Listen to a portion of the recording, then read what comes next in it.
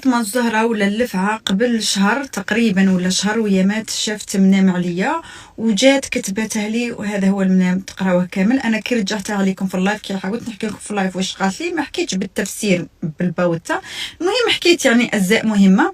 مي كيف فسرت هذاك المنام ولا الناس اللي فسرت معايا في المنام ولا اللي جاوا البريفي، ما كانش المقصود عليا انا 100%، وقلتها في اللايف.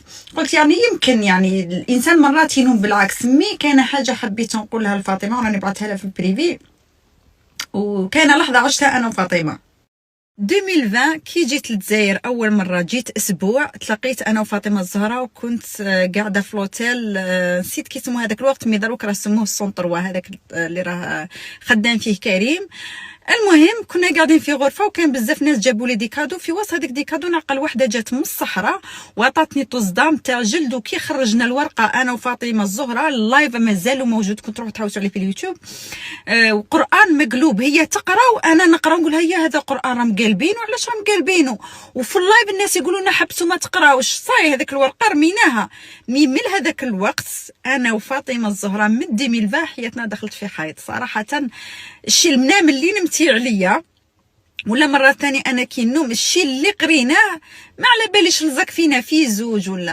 والمراه اللي جابت لي هذاك التصدام راني عاقلتها ملي خطرت هذاك السونطروا في التروازيام ايطاج ولا كاتريام ايطاج، المهم عندهم صاله ثم لا يمنا كامل نساء.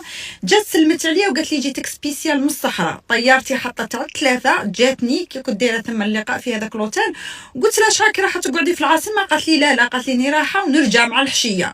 صدمت انا كيف السيده من كثر محب. كاين الناس تحب ناس صح تشقى على جالهم بلدان عادي، وعطاتني هذاك التصدام تاع الجلد فقط.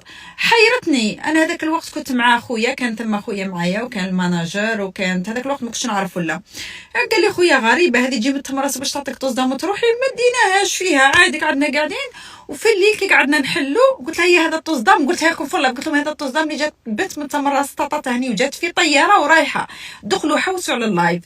المهم كي حلت انا شفت التصدام بعد اديتها فاطمه، كي حلتها لقات فيه ورقه قران مقلوب، جابت قطعت فينا حاجه الله اعلم واش هذيك الحاجه.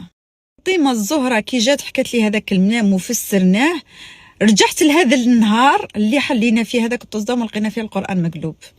يعني من هذاك النهار صار عندنا واحد الرابط بسبب هذاك الكتاب اللي كان في داك الشيء المعمول في هذاك التصدام.